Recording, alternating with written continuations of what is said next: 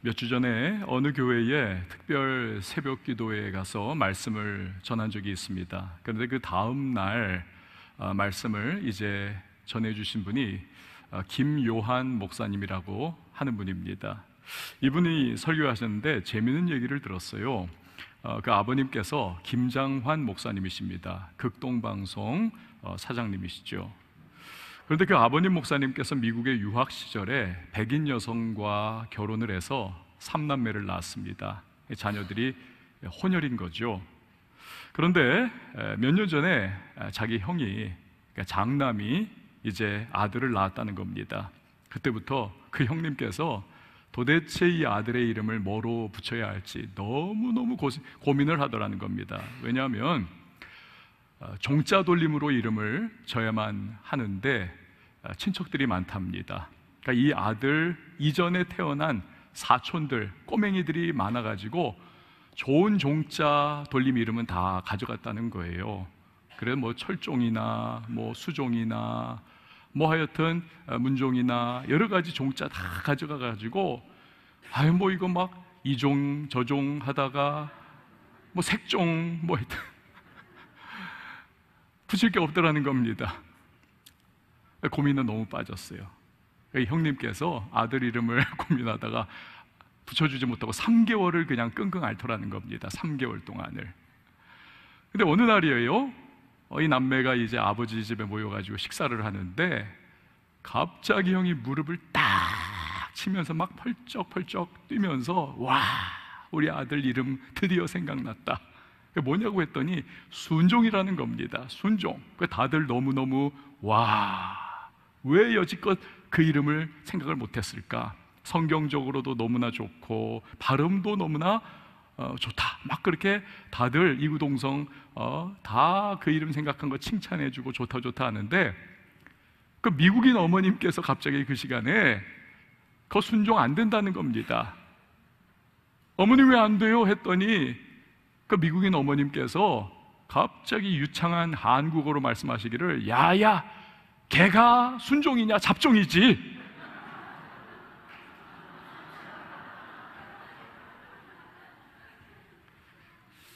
여러분, 우리 예수님 어떤 분이십니까? 우리 예수님께서는 순종하시는 예수님이십니다.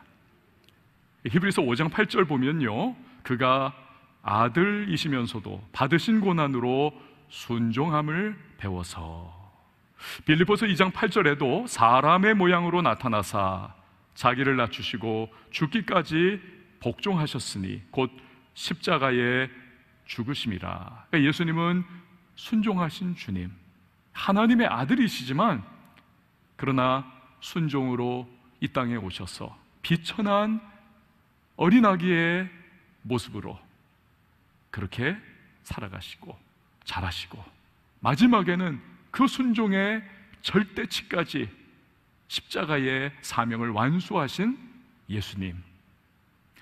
순종은 아름답습니다. 순종은 우리의 사명을 완수하는 과정에서 없어서는 안 되는 필수 요건입니다. 그리고 순종할 때 영광이 있습니다. 하나님이 주시는 복이 있습니다. 예수님의 순종의 결과가 그걸 우리에게 잘 보여줍니다. 빌립보서 2장 9절에서 11절 말씀을 보시면 이러므로 하나님이 그를 지극히 높여 모든 이름 위에 뛰어난 이름을 주사 하늘에 있는 자들과 땅에 있는 자들과 땅 아래에 있는 자들로 모든 무릎을 예수의 이름에 꿇게 하시고 모든 입으로 예수 그리스도를 주라 시인하여 하나님 아버지께 영광을 돌리게 하셨느니라. 순종의 과정은 힘들었습니다. 고통의 십자가였습니다만 순종하니까 만왕의 왕이시고 만주의 주로 높임과 영광과 존귀를 찬양을 받으시더라는 것입니다. 할렐루야. 여러분, 우리가 예수의 사람이라면 하나님의 맏아들 되시는 예수님 따라서 우리도 순종의 모습이 있어야 하는 것입니다. 한마디로 순종해야 순종, 즉 진짜 하나님 자녀됨의 모습이라는 거죠. 자, 그러면 본문에서 예수님께서 어떠한 모습으로 순종을 하셨는가? 첫 번째로, 큰 순종이 작은 순종을 대신하는 것이 아니라는 겁니다. 우리들 사람은요, 작은 것, 사소한 것보다는 큰 것, 그냥 중요하게 생각되는 것, 사람들이 주목하는 것, 특출난 것, 여기에 더 집중합니다. 의미를 부여를 합니다. 물론 우선순위의 측면으로 따지면 그거 맞는 말이겠죠. 그러나 역사와 사회와 우리의 삶을 가만히 돌이켜보면 작은 것, 사소한 것, 우리가 이런 것을 대충 여기다가 중요한 것들, 큰 것들마저도 다 와르르 무너져 내리는 이 사상 누각을 경험을 하고는 합니다. 여기 계신 우리 성도님들 중에서도 예전에 그 TV에서 보셨던 영상을 또렷이 기억하는 분들이 계실 겁니다. 1986년에 7명을 태운 미국의 우주 왕복선 챌린저호가 발사 76초 만에 공중에서 폭파된 적이 있습니다. 원인을 조사한 당국이 아연 실색할 수밖에 없었습니다. 복잡한 컴퓨터 문제라든지 아주 주요한 기계의 문제가 아니었습니다. 우리 압력밥솥이라든지 그런 것 보면은요, 거기에 그 증기가 빠져나가지 못하도록 이렇게 고무 링이 있지 않습니까? 꽉 이렇게 막아주는. 이 우주 왕복선에도 그런 구석구석에 가스가 빠져나가지 못하도록 그렇게 링들이 있었습니다. 오링이라고 하는 이 O자형 닮은 그러한 링들이 있는데, 그때가 기온이 뚝 떨어지는 그러한 상황이었습니다. 그러니 이 링들이 제 기능이 제대로 안 된 거예요. 굳어버리는 겁니다. 거기에서 가스가 누출이 되고, 그래서 그냥 꽉 그 화염을 쫙 뿜으면서 올라가다가 그 가스에 불이 옮겨 붙어서 터져버린 거지요. 더 큰 문제는 뭐냐면 그 고무링을 만들었던 사람들이 지금 기온이 너무 낮다, 이 문제가 생길 수 있다, 연기해야 한다. 그러나 나사 측에서 발사 연기를 이것을 그냥 해버린 거예요. 이 펀딩하는 데 있어서도 자꾸 늦어지고 이러면 사람들의 또 국가에 계속 힘이 실어지질 않기 때문에 무시한 거죠. 이처럼 작고 사소한 것을 대충으로 여겼다가 정작 중요한 7명의 귀하디귀한 우주비행사들이 목숨을 잃고, 이 나라가 국격이 뚝 떨어지고, 그리고 수만 명의 과학자들이 정말 몇 년 동안을 그렇게 달라붙어서 만들었던 이 프로젝트가 무의로 돌아가는 일이 생겼던 거지요. 우린 지금 마가복음을 계속 살펴보고 있습니다. 오늘 본문의 말씀은 이제부터 예수님께서 공생애의 일주일을 어떻게 보내셨는가가 쭉 기록이 되어 있습니다. 지금 예수님께서는 예루살렘 근처 3km 지점까지 가까이 오신 겁니다. 목적은 오직 한 가지, 인류 역사 최고의 사명인 십자가를 감당하기 위해서입니다. 사람은 원래 무언가 큰 일을 앞두면 어떻습니까, 여러분? 짜잘한 것들, 사소한 것들, 작은 것들, 이거 신경 안 씁니다. 심지어는 그 짜잘한 것, 작은 것, 사소한 것 때문에 에너지 낭비하지 않기 위해서 아예 그냥 모른 척 해버리는 일들도 종종 있습니다. 그런데 예수님께서는 그렇지 않더라는 거예요. 1절에서 3절 말씀을 보시기를 바랍니다. 그들이 예루살렘에 가까이 와서 감람산 벳바게와 베다니에 이르렀을 때에 예수께서 제자 중 둘을 보내시며 이르시되 너희는 맞은편 마을로 가라. 그리로 들어가면 곧 아직 아무도 타보지 않은 나귀 새끼가 매어 있는 것을 보리니 풀어 끌고 오라. 만일 누가 너희에게 왜 이렇게 하느냐 묻거든 주가 쓰시겠다 하라. 그리하면 즉시 이리로 보내리라 하시니, 제자들에게 예루살렘에 들어가기 위하여 타고 갈 나귀 새끼를 너희가 가서 준비를 미리 해라. 자, 그런데 이것은 예수님께서 그냥 생각하신 것, 그게 아닙니다. 예수님 이 땅에 오시기 500년 전에 스가랴 선지자가 메시아의 시대에 있을 일을 예언을 했습니다. 그 말씀을 이루기 위해서, 순종하기 위하여 예수님이 제자들을 먼저 보내신 겁니다. 스가랴 9장 9절 말씀을 보세요. 우리 같이 한번 읽어봅니다. 시작. 시온에 따라 크게 기뻐할지어다. 예루살렘에 따라 즐거이 부를지어다. 보라, 내 왕이 네게 임하시나니 그는 공의로우시며 구원을 베푸시며 겸손하여서 나귀를 타시나니 나귀의 작은 것 곧 나귀 새끼니라. 아멘. 이 말씀 이루기 위해서 굳이 제자들 보내가지고 나귀 새끼를 미리 준비하라 명령하신 겁니다. 우리 예수님 남들처럼 유월절 행사에 올라가실 때 가뿐한 마음으로, 기쁜 마음으로 올라가시는 것 아니지 않습니까? 양을 잡고 짐승을 잡아서 제물로 드리는 이 유월절 행사, 그러나 우리 예수님께서는 자신이 인류를 위한 진정한 속죄 제물, 어린 양으로 드려지기 위하여, 이 십자가를 위하여 올라가시는 길입니다. 얼마나 마음이 천근만근 무겁고 괴롭고 고통스럽겠습니까? 인류 역사상 가장 위대한 사건이 될 십자가에 대한 생각으로 온 신경이 다 가 있는 겁니다. 그럼에도 불구하고 상대적으로 그냥 쓱 잊혀 지나갈 수 있는 그 500년 전의 작은 그 예언의 말씀, 나귀 새끼를 타고 예루살렘 그 백성에게로 오신다, 이거 성취하기 위해서 순종하고 계시는 겁니다. 사실요 여러분, 예수님께서 예루살렘에 뭘 타고 가시든 그게 무슨 그렇게 대수입니까? 아니 걸어가시든 그게 무슨 대수냐는 거예요. 이 순종이라고 하는 것은요 여러분, 자유의지에 달린 겁니다. 하나님이 말씀은 주시지만 내가 순종할 수도 있고 그 말씀을 거부할 수도 있는 것입니다. 우리의 문제는 뭐냐 하면 대부분 온통 신경을 큰 순종에 초점을 맞춥니다. 짜잘한 순종거리, 이건 그냥 스킵, 지나쳐버리고는 합니다. 그리고는 큰 순종 요 한 방으로 퉁치려고 하는 그러한 마음이 우리에게는 있어요. 특별히 우리 한국교회 성도들이 좀 그런 경향이 좀 많지 않은가, 그리고 그것은 우리 민족성에도 좀 영향을 받은 것 아닌가 싶기도 합니다. 이런 글을 읽었는데 꽤나 그럴듯합니다.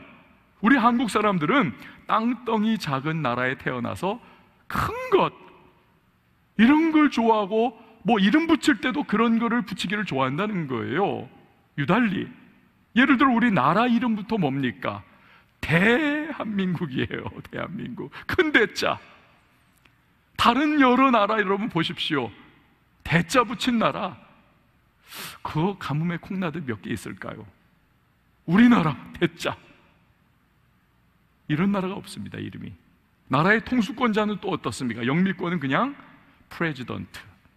근데 이거는요 작고 큰 회사에서도 사장님을 프레지던트라고 합니다. 나라의 최고 지도자도 그런데 그쪽은 프레지던트. 지금은 뭐 프레지던트 바이든 아닙니까? 우리나라는 어떻습니까? 대통령, 큰 대자가 붙어요. 재밌죠? 우리나라 도로들을 보면 여러분 어떻습니까? 다 대로입니다. 웬만해서는 양재대로, 강남대로, 소로라는 그런 이름 붙은 그런 길 없습니다. 다리도 그렇지 않습니까? 대교예요. 웬만하면 다 마포대교, 성산대교, 뭐 천호대교, 한남대교. 심지어는 여러분 그 술 마시는 사람들 술 마시자고 할 때 뭐라고 합니까? 야 우리 대포 한잔하러 가자. 우린 다 그거예요. 큰 걸 좋아합니다. 여러분, 하나님께 있어서 큰 순종은 순종이고 작은 자잘한 순종은 뭐 별것 아닌 건가요? 건너뛰어도 됩니까? 그렇지 않습니다. 여러분, 하나님이 누구신가요? 하나님은요 기적이 상식이 되는 하나님이십니다. 하나님은 기적이 일상인 분이시라는 겁니다. 우리에게나 기적이 기적인 거죠. 이런 하나님에게 있어서 큰 순종, 작은 순종, 여러분 그게 무슨 의미가 있겠습니까? 우리 측면의 말일 뿐인 것이죠. 신앙세계의 진실은 무엇입니까? 작은 순종거리에 순종하지 않는 사람은 절대로 큰 순종거리에도 순종을 안 합니다, 거의. 그러나 작은 순종거리에 순종하며 순종의 징검다리를 놓는 분들 나중에 보면 큰 순종으로까지 나아가는 것을 봅니다.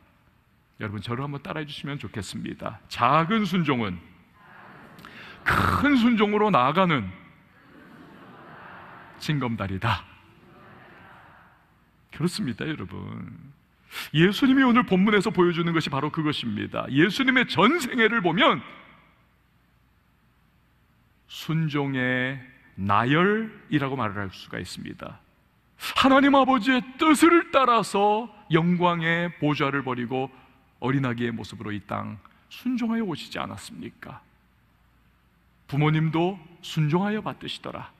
예수님 세례도 그렇잖아요. 죄인이나 받는 겁니다, 세례는. 그러나 세례 요한이 너무나 황송스러우니까 내가 당신에게 세례 받아야 하는데 나에게 세례 받으러 오십니까?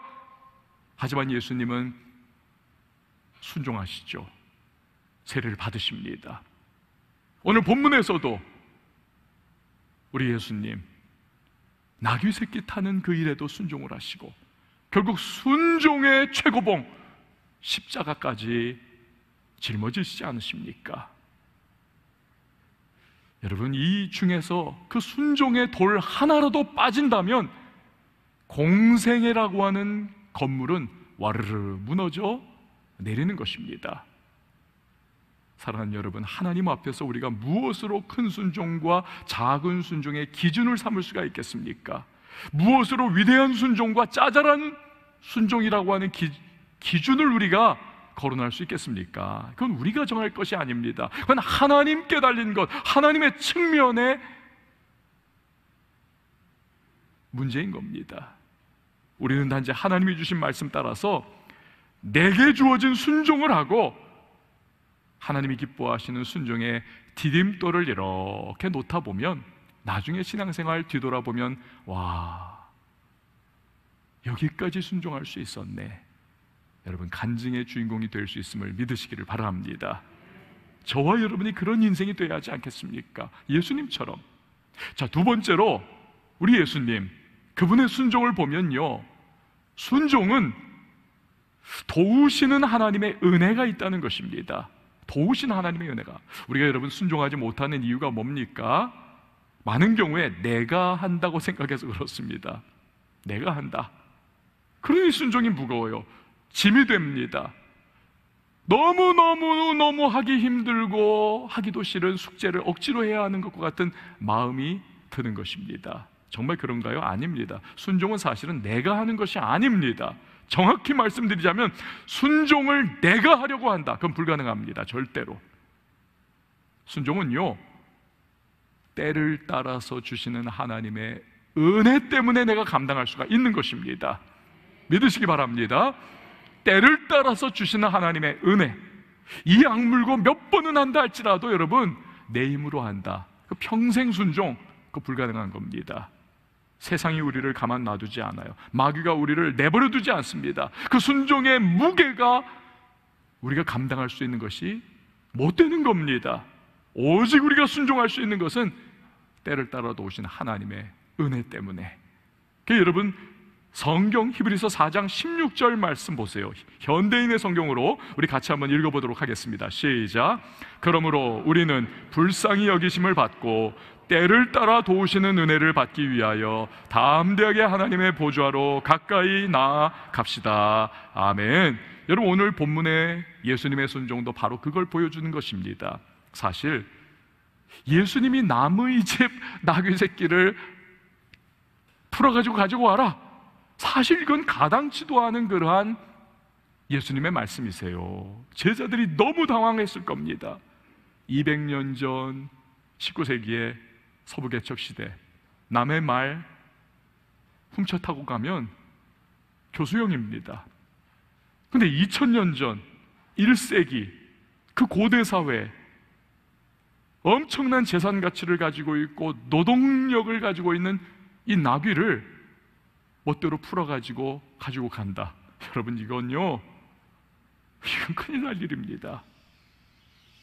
근데 예수님께서 나귀 주인과 만났을 때의 시나리오까지도 다 알려주시니까 이 제자들로서는 더 이상 뺄 수가 없는 거예요. 할 수 없이 가는 겁니다. 근데 가는 그 길에서도 제가 이렇게 상상을 해보면 입이 이렇게 나와가지고 이게 될 법이다 한 소리냐, 가라고 가니까 가지 뭐 이게 되겠어 하면서 둘이서 막 계속 고개를 절레절레 흔들면서 갔을 겁니다.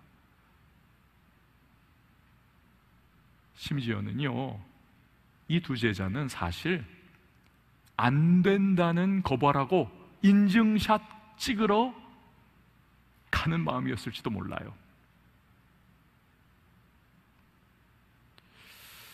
근데 여러분, 어떤 일이 일어납니까? 4절에서 6절 말씀 보세요.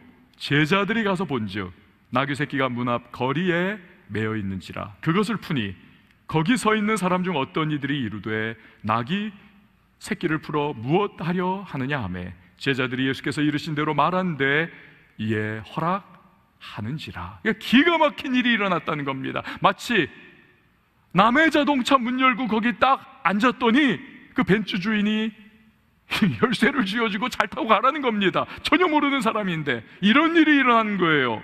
여러분, 성령께서 말씀에 순종하기 위하여 그렇게 행하시는 예수 그리스도의 그 발걸음을 도우시고자 그 나귀 새끼 주인의 마음을 감동시켜 주신 줄 믿습니다. 순종해야 할 때 자꾸 인간적인 생각으로 될까 안 될까 계산하고 있으면 여러분 절대로 답이 나오지 못합니다. 그러니 간증의 주인공이 될 수 없고 하나님의 예비하신 은혜와 복의 주인공이 될 수가 없는 것입니다. 순종은, 저를 한번 따라해 주시면 좋겠습니다. 순종은 믿음으로 하는 것이다. 아멘. 이걸 보여주는 게 오늘의 본문의 내용입니다. 또 여호수아서를 보세요. 요단강을 이제 건너 가나안으로 들어가야 하지 않습니까? 그런데 몸에 거두는 시기, 요단강이 그냥 우기가 돼가지고 1년에 내릴 비가 그 며칠 사이에 다 쏟아부어지는 겁니다. 그러니까 그냥 넘실거리는 거길 넘어갈 수가 없습니다. 그런데 말씀을 따라서 제사장들이 언약궤를 메고 그 발을 요단강에 디딜 때에 강물이 상류에서 끊기고 거기 쌓이더라는 겁니다. 그래서 마른 땅을 지나가듯 안전하게 지나가게 됐다는 것이죠. 있을 수 없는 일인데 순종하니까 하나님께서 감당할 수 있도록 때를 따라 돕는 은혜를 베풀어 주시더라는 것입니다. 저 얼마 전에 읽은 책이 있습니다. 은혜 많이 받았어요. 뭐 그렇게 두껍지는 않고 간증이기 때문에 한 2시간 정도 읽었는데, 현승원 씨가 쓴 내 마음이 어디 있느냐라는 책입니다. 30대 후반의 청년이에요.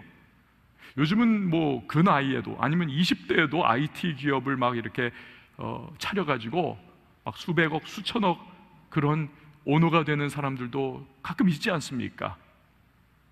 근데 이분이 특별한 것은요, 벌써 기부액이 100억 원이 훌쩍 넘습니다. 국내외 2,000명이 넘는 어린아이들을 매달마다 후원을 합니다. 근데 보니까 부모님이 훌륭하셨어요. 두 형제 키우면서 부모님이 어렸을 때부터 이 선교사님들을 돕기를 시작한 겁니다. 어느 선교사님은 5만 원, 어느 선교사님 가정은 10,000원, 어느 선교사님 가정은 30,000원, 이러면서 계속 선교사님들 후원을 늘려갑니다. 그러다 보니까 어느 때 30가정의 선교사님들을 몇만 원씩, 10만 원씩 막 이런 식으로 후원을 하게 되더라는 겁니다. 근데 이 아버지가 이제 은퇴를 하게 됐습니다.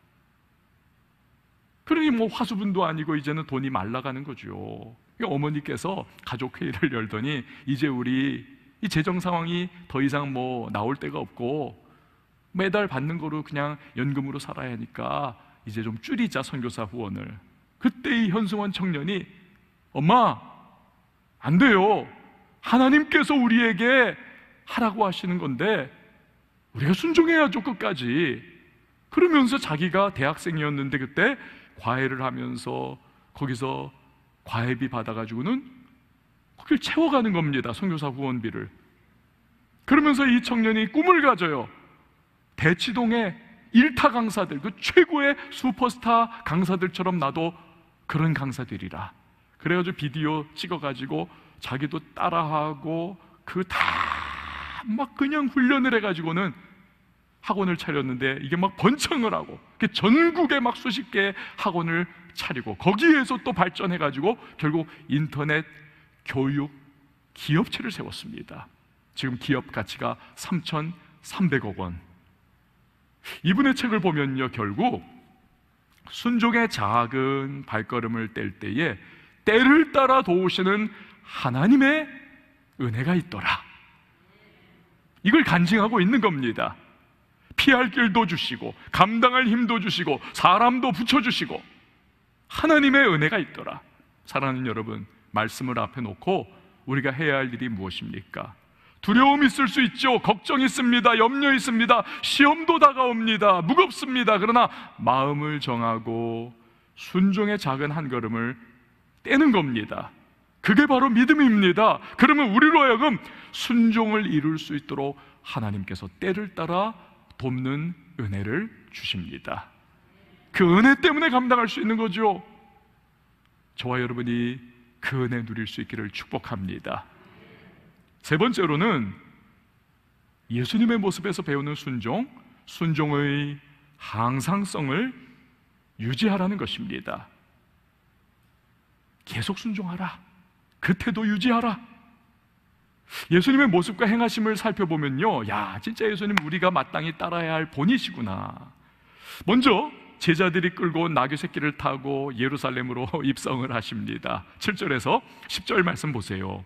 나귀 새끼를 예수께로 끌고 와서 자기들의 겉옷을 그 위에 얹어 놓음에 예수께서 타시니 많은 사람들은 자기들의 겉옷을, 또 다른 이들은 들에서 벤 나뭇가지를 길에 펴며 앞에서 가고 뒤에서 따르는 자들이 소리 지르되 호산나 찬송하리로다. 주의 이름으로 오시는 이여 찬송하리로다. 오는 우리 조상 다윗의 나라여 가장 높은 곳에서 호산나 하더라. 여러분, 이거 뭡니까? 한마디로 예수님 예루살렘에 입성하실 때 난리가 났다는 겁니다.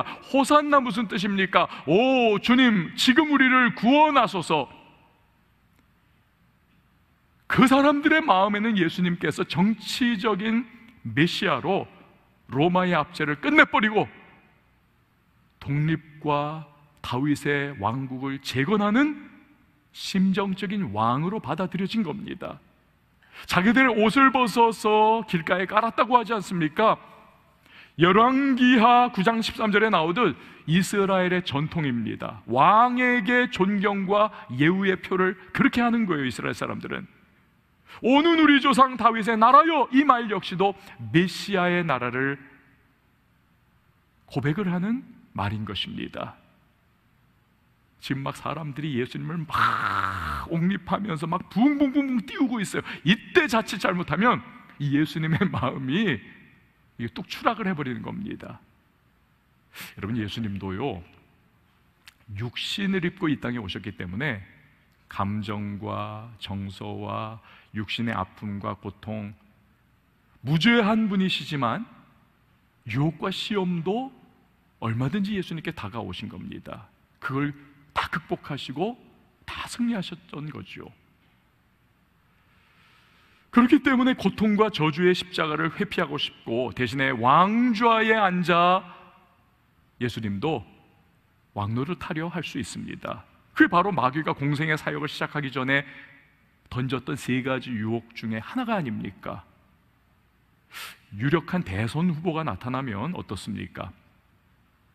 그 지원 그룹이 나오잖아요.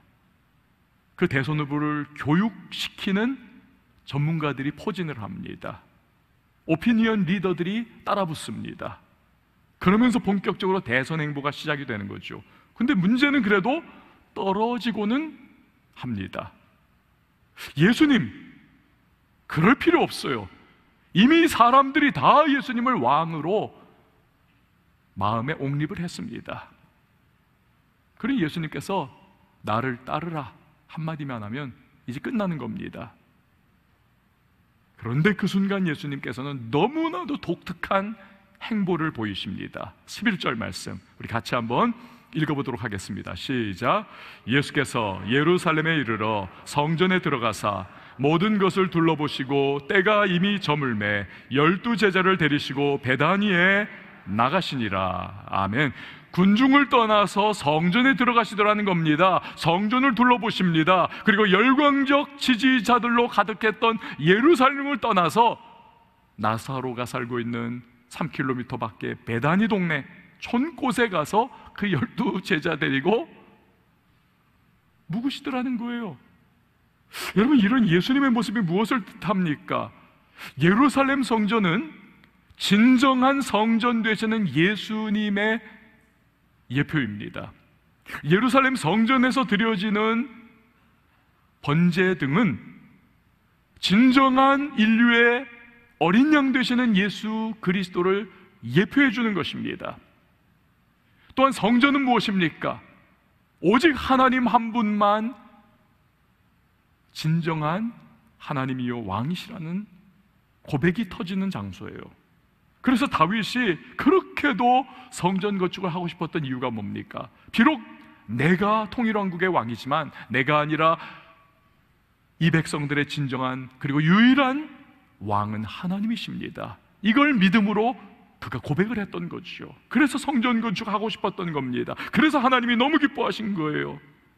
그러므로 열광하고 환호하는 백성들을 떠나서 성전에 들어가신 예수님의 모습에서 우리는 그가 여전히 하나님 아버지께만 초점 맞추고 있고 또한 하나님의 뜻에만 앞으로도 나는 순종하겠노라고 하는 그의 선포가 그 안에 담겨 있음을 알 수가 있는 것입니다. 주님 말씀하시면 내가 나아가리다. 주님 뜻이 아니면 내가 멈춰서리다. 나의 가고 서는 것 주님 뜻에 있으니 오 주님 나를 이끄소서. 상황의 유불리, 내가 처한 조건들, 여러 가지 들려오는 소리들 여기에 휘둘리지 않고 늘 순종의 발걸음을 떼겠노라. 여러분, 이 순종의 항상성, 이게 바로 예수님의 모습이었던 것이죠. 우리가 순종할 때에 참 이상하게도 순종 이후에 생각지도 않았던 일들이 벌어질 때가 있습니다. 나쁜 거 얘기하는 게 아니라 와 기대치 않았는데 진짜 좋은 일도 생기고 와 하나님께서 막 부어주시는 것도 있을 수 있습니다. 그런데 거기에 시험이 또 함께 따라 들어오죠. 우리를 변질시키려고 하는 마귀의 유혹입니다. 많은 사람이 그 순간을 넘지 못하고 쓰러져 버립니다. 주저앉아 버립니다. 그래서 그 다음 순종의 발걸음으로 넘어가지 못합니다. 토마스 칼라일의 말처럼 역경을 이기는 사람이 100명이라면 풍요를 이기는 사람은 1명인 것이죠. 유혹과 시험에 넘어지지 않는 여러분, 변질되지 않는 저와 여러분이 될 수 있기를 바랍니다. 예수님처럼 끝까지 순종의 항상성을 유지함으로써 여러분, 우리가 사명의 완수자가 돼야만 하겠습니다. 그 길에 은혜가 있습니다. 그 길에 축복이 있습니다. 그 길에 영생이 있는 것입니다. 놀라운 영생, 영원한 생명. 제가 이런 글을 읽은 적이 있어요. 세계 최고의 명마는 아라비아산 말입니다. 그런데 그 아라비아산 말들 중에서도 최고의 최고, 그 말을 어떻게 뽑는가 조련사가 방법이 있다는 겁니다. 이 말들을 떼약볕 아래에서 하루 종일 달리게 만듭니다. 그러면 그냥 지치고 물 마시고 싶은 이 본능만이 막 펄떡거리는 이 말들의 상황이 되는 거죠. 그때에 말들을 막 냇가로 몰고 갑니다. 그 물냄새를 맡으면서 얘네들이 막 흥분을 해가지고 그냥 흙먼지를 날리면서 달려가는 거죠. 그런데 거의 냇가 근처에 가까이 왔을 때 이 조련사가 삑 하면서 멈춤 휘슬을 부르는 겁니다. 하지만 대부분의 말들을 막을 수가 없어요. 얘네들이 지금 막 본능에 그냥 붙잡혀가지고 그 목마름을 채우기 위해서 그냥 달려 들어가서 물을 벌컥벌컥 마신다는 겁니다. 하지만 그 멈춤 휘슬을 조련사가 부르는 그 순간 그 중에서 한두 마리의 말들이 멈춘다는 거예요. 순종한다는 겁니다. 그 순종하는 말들을 최고의 명마로 뽑아서 아라비아산 진짜 순종 혈통의 말들로 그렇게 내놓는다는 것입니다. 사랑하는 여러분, 순종해야 순종, 즉 진짜 하나님 자녀의 모습입니다. 바라는 것은 저와 여러분이 예수님께서 본을 보이신 그 순종의 발걸음으로 나갈 수 있는 저와 여러분 우리 모두가 되실 수 있기를 바랍니다. 오늘 우리가 함께 찬양하실 텐데요, 여러분, 모든 상황 속에서 어떤 어려움과 시련과 연단이 다가와도 우리 순종해야 되겠습니다. 큰 것만이 아니라 우리 일상의 작은 순종들, 오늘의 순종, 내일의 순종, 그 주의 말씀이 다가올 때, 주의 감동이 우리에게 기도 가운데 다가올 때 순종하는 모습, 그 결단, 오늘 우리 찬양 부르시면서 함께 주님 앞에 나아가고 기도하는 시간을 가지도록 하겠습니다. 모든 상황 속에서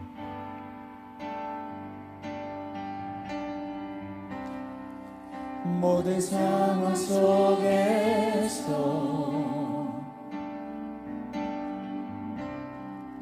주를 찬양할지라.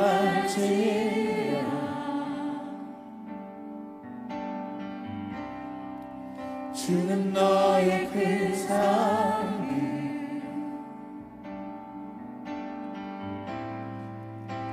큰 도움이시라.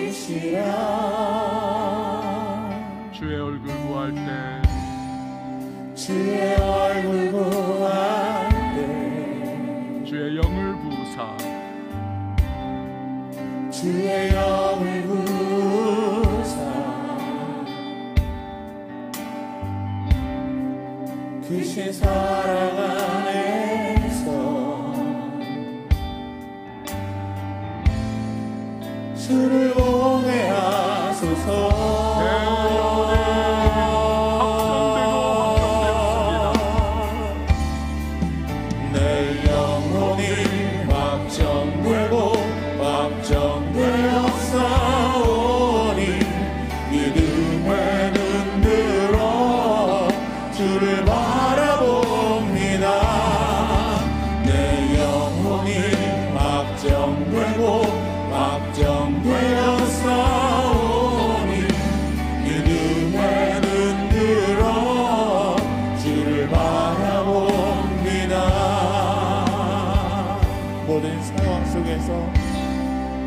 모든 상황 속에서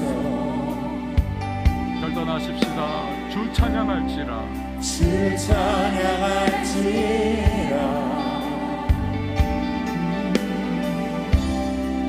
주는 너의 그 삶이 큰 도움이시라, 큰 도움이시라.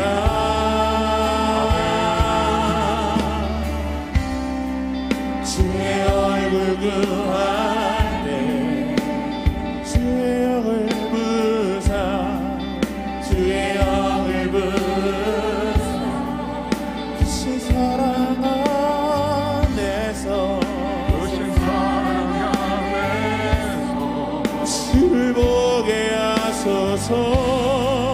주를 보게 하소서.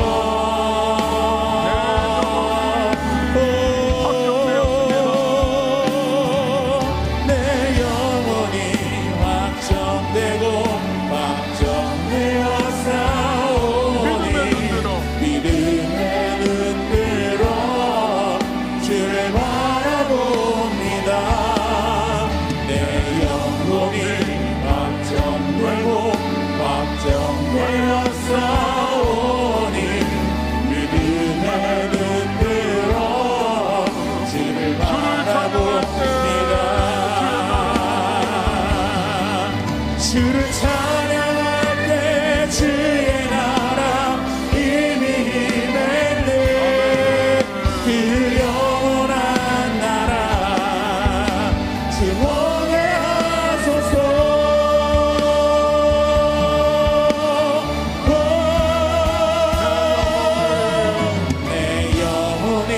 확정되고 확정되어 싸우니 믿음의 눈으로 주를 바라봅니다.